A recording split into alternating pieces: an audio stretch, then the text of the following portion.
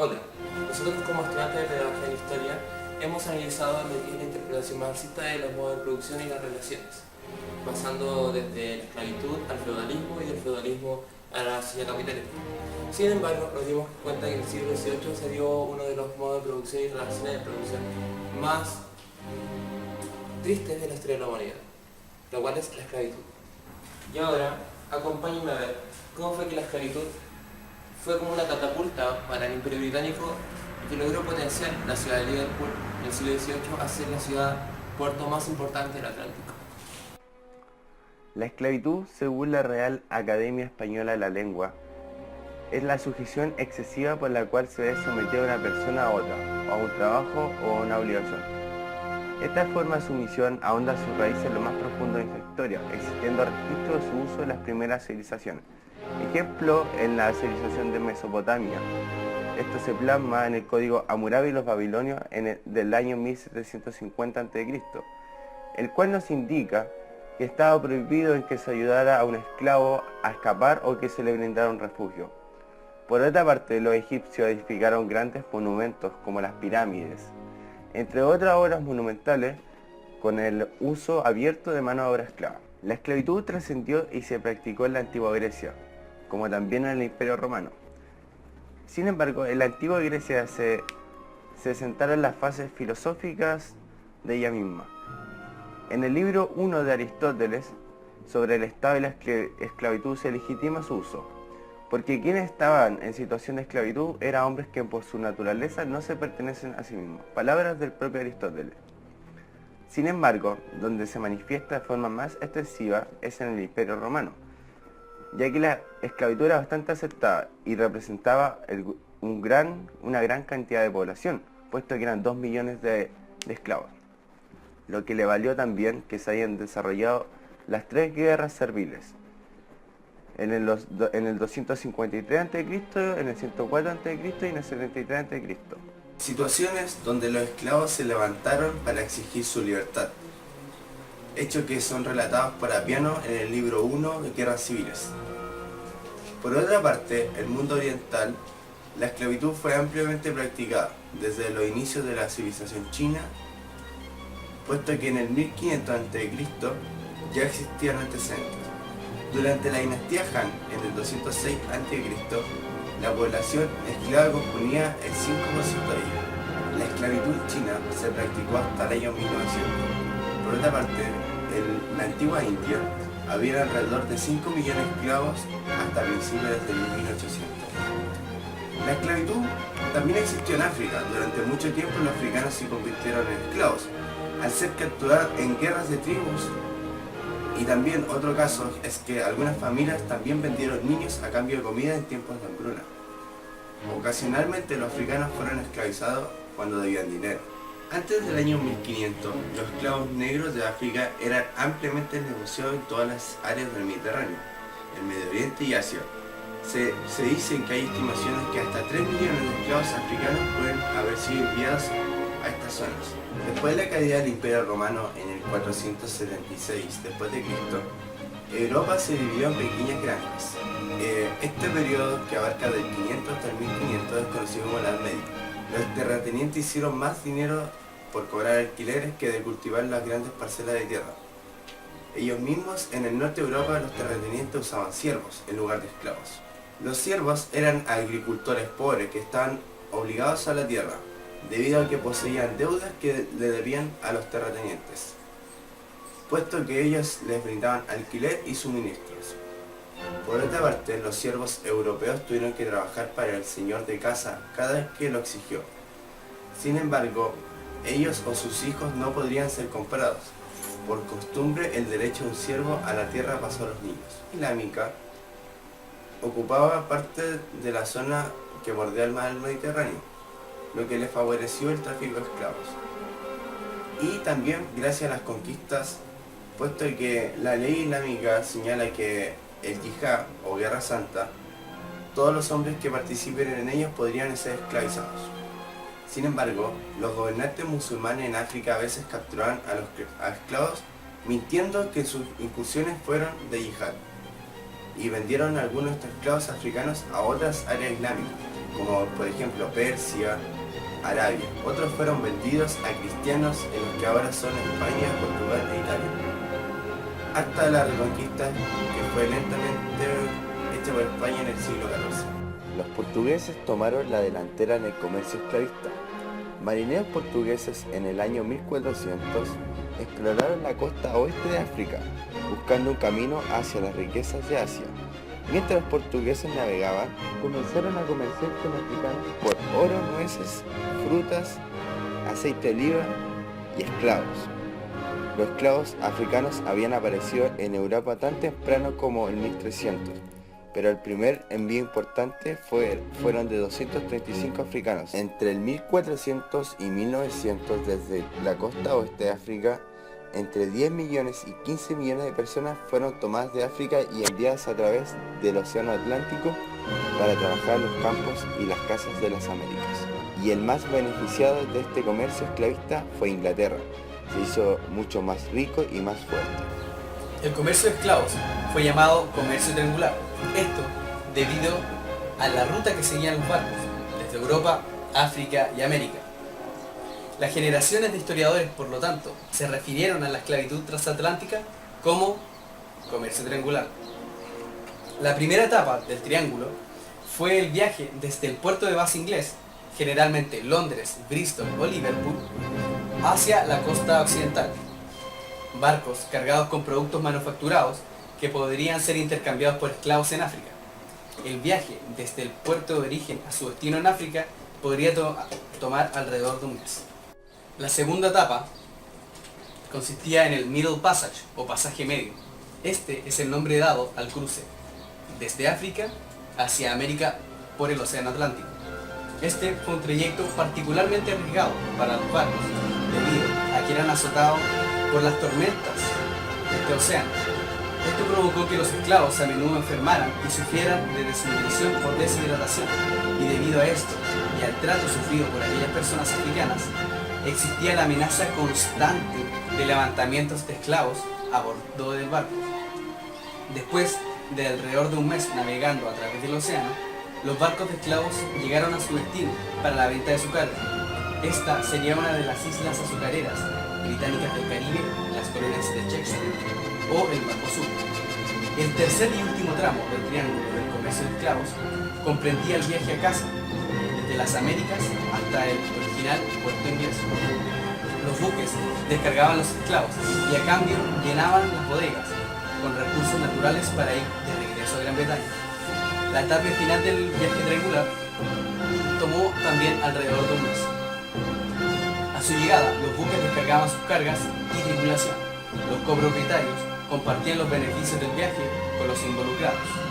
Luego se equipaban nuevamente los barcos para su próximo viaje de comercio. En total, un viaje completo de comercio de esclavos tomó alrededor de un año completo calendario. El primer ejemplo conocido de comercio de esclavos inglés es en el periodo de 1564 a 1569, cuando Sir John Hawkins dirigió 3 incursiones hacia el África Occidental con el fin del comercio esclavista. Sin embargo, estos fueron intentos aislados en un contexto de dominación ibérica en el Atlántico y la trata de esclavos. Lo anterior nos evidencia la disposición de los ingleses de navegar hasta África y América en busca de riquezas. Restauración de la monarquía hasta el fin de la trata de esclavos, la esclavitud transatlántica británica fue realizada por empresas o por comerciantes privados. Las principales compañías involucradas en la trata de esclavos británicas fueron The Royal African Company y Soothsayer Company. Las dos compañías tenían su sede en Londres. La Soothsayer Company principalmente existió para ejercer el derecho del asiento para entregar esclavos en buques británicos a las colonias de Hispanoamérica. La compañía era tanto, si no más, una organización financiera, ya que era un grupo comercial.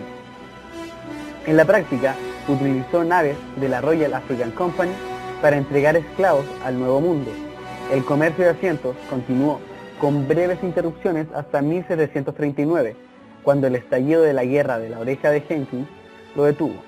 El asiento finalmente cesó en 1748, momento en el cual la Soothsayer Company estaba extinta. El desafío de los comerciantes privados sin duda era grande, y los comerciantes de Londres, y en menor medida los habitantes de Bristol, se habían infiltrado en el comercio para entonces como intrusos, pero estos intrusos tenían amplias controversias con The African Royal Company. Pero incluso así, el comercio de esclavos fue mucho mayor por parte de los comerciantes privados.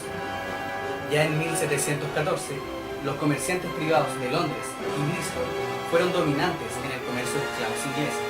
Sin embargo, estos puertos en la trata de esclavos cambiaron con el tiempo. Londres mantuvo su ascendencia en el comercio a finales de la década de 1720, cuando fue superada por Bristol. Sin embargo, ya a mediados de la década de 1740, Liverpool había superado a Bristol para convertirse en el principal puerto de comercio de esclavos de Inglaterra. A partir de ese momento, nunca renunció a esa posición. A finales del siglo XVIII, Liverpool no era simplemente el mayor puerto de comercio de esclavos de Gran Bretaña, sino que el mayor emporio de esclavos del mundo. Originalmente, Liverpool era una ciudad formada por agricultores y pescadores. Puede que los pescadores no tuvieran muchos conocimientos, pero traen las noticias de África y el comercio esclavista a Liverpool.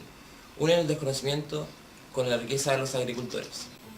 Un acontecimiento primordial para la historia de Liverpool se sitúa en 1709, cuando el ayuntamiento fue autorizado para construir el primer puerto, el cual fue terminado en 1715.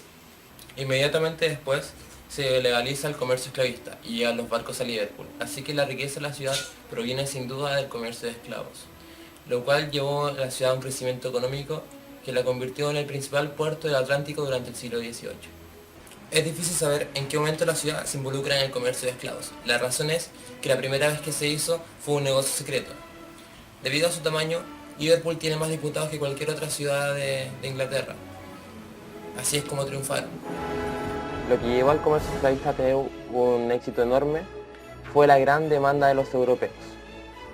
Hay numerosas razones. La primera es que los europeos conquistaron las Américas. Había tierra nueva que podía ser cultivada, lo que significó que había nuevos beneficios. Realmente ya había un comercio en África, pero había la posibilidad de llevar gente a América. Eric Williams escribió un libro muy famoso titulado Capitalismo y Esclavitud, el cual sigue siendo el más adecuado para debatir estos temas. Básicamente trata de que el comercio de esclavos es muy importante si las utilidades se invierten en infraestructura como por ejemplo los canales o en artículos industriales como el algodón. La ascendencia de Liverpool en la trata de esclavos se produjo a expensas de Bristol. Esto fue vinculado a variados factores. Uno de ellos es que los comerciantes de Bristol recortan sus viajes de esclavos durante el conflicto de Oreja de Jenkins, convirtiendo a muchos de sus buques en buques corsarios. Así, para la década de 1740, Bristol ya no era la ciudad principal en lo que a comercio de esclavos se trata. Sin embargo, había muchas otras razones por las cuales Liverpool se convirtió en el principal puerto de trata de esclavos de Inglaterra. Una se basa en las características de su comunidad mercantil, que era más flexible en su funcionamiento. Además, surgieron oportunidades comerciales en Liverpool que tenía un compromiso mucho mayor para las naves de construcción utilizadas en la trata de esclavos que Bristol o Londres. Esta permitió a los comerciantes de Liverpool tener un acceso más rápido a los buques en el comercio construido localmente. Junto con esto, los mercaderes de la ciudad condujeron la trata de esclavos con mayor eficiencia que sus contrapartes inglesas.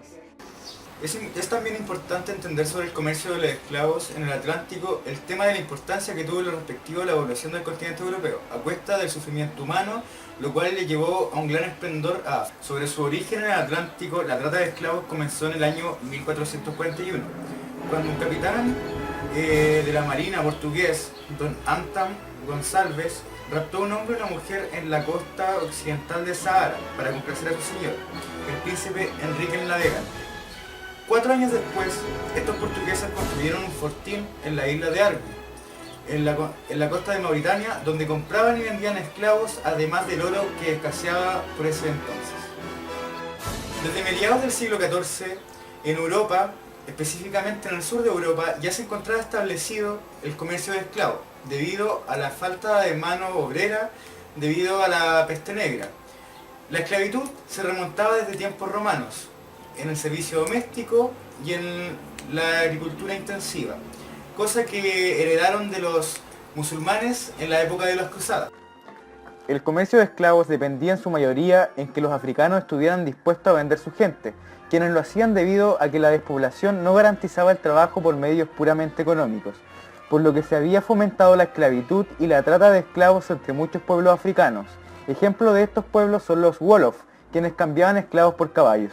Entre 1500 y 1530 se llevaron expediciones esclavistas en el Congo y en Luanda. En este último, en 1576, se convertiría en la base desde la que los europeos llevarían a cabo una conquista realizando expediciones en busca de esclavos, respondiendo a una nueva fase de trata de esclavos. De esta manera, los primeros esclavos procedentes desde África Occidental desembarcaron primero en Portugal, luego en Madeira y después en Santo Tomé, Liverpool y Nantes, en donde posteriormente serían enviados a trabajar en los cultivos de algodón en América.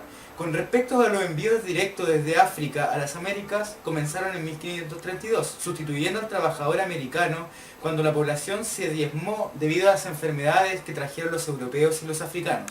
Ahora, para entender el tráfico de esclavos, John Elive, en su libro El tráfico de esclavos en el Atlántico, nos dice que es necesario seguir una víctima desde el lugar en que la redujeron al cautiverio, en el interior de África Occidental hasta su llegada a América. Para cumplir con ello, Sigismund Coelho, a mediados del siglo XIX, pidió a 177 libertos que describiesen cómo los redujeron a la esclavitud. De ellos, 34% afirmó haber sido cazado en la guerra, ya sea entre comunidades o en expediciones. El 30% aseguró haber sido raptado desde sus colonias. El 11% dijo haber sido esclavizado por sentencia judicial y un 7% había sido vendido en pago de deudas, lo cual era común en épocas de hambruna. Los negreros concebían a los esclavos como una mercancía perecedera. O sea, en otras palabras, tenían que venderlos antes de que estos se murieran o que se amotinaran y escaparan. Y una vez que entraban en poder de sus vendedores, estos los trataban como un rebaño de ganado, con una soga al cuello, y los organizaban de 4 en 4. Según Vladimir James, quien en 1789 nos entrega su testimonio y nos dice que los mercaderes negros de Boni y de Calabar comerciaban con europeos. Estos bajaban una vez por quincena en cantidad de 20 o 30 canoas por bajada, y en cada una de estas hay entre 20 o 30 esclavos, quienes llevan sus brazos sujetos a la espalda por varillas, juncos, sogas de hierba, etc. De esta forma son arrojados al fondo de la canoa, donde yacen con gran pena. Al desembarcar, los llevan a los almacenes de los mercaderes, donde los untan de aceite, les dan de comer y los preparan para la venta. Los compradores europeos utilizaban dos métodos diferentes para la obtención de esclavos. Uno de ellos era la fundación de factorías, lo cual era muy caro y solamente accedían a ellas los vendedores privilegiados. El otro fue a través de barcos, realizando navegación de cabotaje, recogiendo pocos esclavos a la vez hasta que llenaban los buques.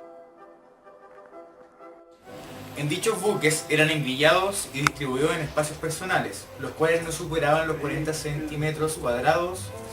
En este aspecto también destacaba las altas tasas de mortalidad que se daban en el transporte. De cada 100 esclavos, 10 morían durante la captura, 22 camino a la costa, 10 en las ciudades costeras, 6 en el mar y 3 en América antes de comenzar a trabajar, con lo que quedaban con menos de la mitad de esclavos aptos para ejercer en trabajos, debido ya sea por motivos de enfermedades, suicidios e intentos de fuga. El Banco Martins fue fundado en 1831 por dos hermanos comerciantes de esclavos. Hicieron tanto dinero que empezaron a prestarlo a sus amigos para que pudieran invertir en el comercio esclavista. Esta edificación fue construida en 1927. Solo hay que observar estas esculturas para evidenciar que son niños hijos de esclavos. Están parados en el suelo de un barco esclavista. Alrededor de sus tobillos tienen grilletes, están desnudos. Tienen peinado distinto, lo que demuestra que vienen de distintas partes de África. En un contexto europeo, todas las potencias estuvieron involucradas directa o indirectamente con el comercio esclavista. La iglesia les apoyaba, las fundiciones reales también. Había un imaginario que les decía que los africanos eran diferentes a los europeos. Por eso no se sentían tan mal al esclavizarlos, porque no eran como ellos. Eran considerados como bestias, una especie inferior al ser humano. Aunque no lo crean, el comercio de esclavos tenía sus argumentos, los cuales no están exentos de controversias. El primero de ellos tiene que ver con los buques ingleses, que estaban en mejores condiciones que los barcos franceses, la principal competencia del imperio. La segunda tiene que ver con que algunos de los esclavos eran criminales y eran vendidos como esclavos para saldar sus deudas. El tercero tiene que ver con la cultura general. Decían que los negros eran los hijos del diablo, los hijos de Cam. De acuerdo con la Biblia, Cam, el hijo negro de Noé, vio desnudo a su padre, y por eso el Hijo de Dios lo condenó a ser esclavo. Según esta perspectiva, esta es la razón por qué los africanos son negros. Así que al apoderarse estas criaturas y al tratarlas severamente, no se está pecando, se está cumpliendo la voluntad de Dios. Esta cita de la Biblia fue utilizada por el Ku Klux Klan para justificar la supremacía blanca. En cuanto a la abolición, el primer acontecimiento importante fue en 1778, cuando William Donovan y su acto parlamentario regulaban el número de esclavos que podían ser transportados, que lo hacían en toneladas. También obligaba a los barcos a hallar un cirujano a bordo. La mayoría de los barcos llevaban cirujanos incluso antes de esto, porque si los esclavos no llegaban a su destino, ellos perdían dinero. El movimiento abolicionista fue dirigido principalmente por Thomas Clarkson, quien no tuvo mucha suerte en su cometido, casi lo matan por hablar con los comerciantes de esclavos. Este acto parlamentario no solo trajo importantes cambios en el comercio esclavista, sino también que ayudó al movimiento abolicionista a florecer con fuerza y rápidamente. Los esclavos se empezaron a enterar del movimiento, y ambas posturas utilizaron esto para formular sus argumentos. Los comerciantes sostenían que si seguían promoviendo el movimiento, ellos seguirían oponiéndose cada vez más. Los abolicionistas, por otra parte, sostenían que si los esclavos se oponían, demostraban que eran seres conscientes, que sabían lo que quieren y lo que querían era libertad. Querían enterarse de todos los detalles que afectaban a los esclavos. Dijo que se podía comercializar con otras cosas que no fueran seres humanos. En África se podía comercializar principalmente con aceite de palma, con goma o con maderas duras. Otro personaje importante fue William Wilberforce, un político cristiano devoto, quien forzó al Parlamento al cambio, lo dirigió y lo llevó a la abolición. Lanzó por primera vez su propuesta en 1787, para verlo tener éxito finalmente en 1833, 3 años antes de su muerte. Muchos factores entran en juego y uno de ellos es la economía, a la cual el comercio esclavista venía muy bien. Se habían invertido 17 o 18 millones de libras en las Antillas, donde estaban las plantaciones de algodón. Las plantaciones de algodón necesitaban de un continuo movimiento de gente africana. Las fábricas textiles de Sheffield, Birmingham, Manchester, si no hubiesen estado involucradas en el comercio esclavista, no hubiesen podido funcionar. La mayoría de los diputados eran dueños o comerciantes de esclavos, cuando se dieron cuenta de que la esclavitud debía ser abolida. También se dieron cuenta de las pérdidas que esto suponía. Se les compensó por cada esclavo que perdieron. La compensación fue a sus bolsillos, no a los bolsillos de los esclavos. En cuanto a los beneficios del comercio de personas y cómo estos ayudaron al desarrollo económico de Gran Bretaña, podemos decir que existe un amplio debate frente a este tema, existiendo posiciones donde se argumenta que esta actividad fue el eje principal del desarrollo industrial de esta nación, aportándoles el sustento económico, hasta posiciones donde se disminuye la influencia de la actividad, pero que sin embargo reconoce que juega un papel fundamental en el desarrollo económico de Gran Bretaña.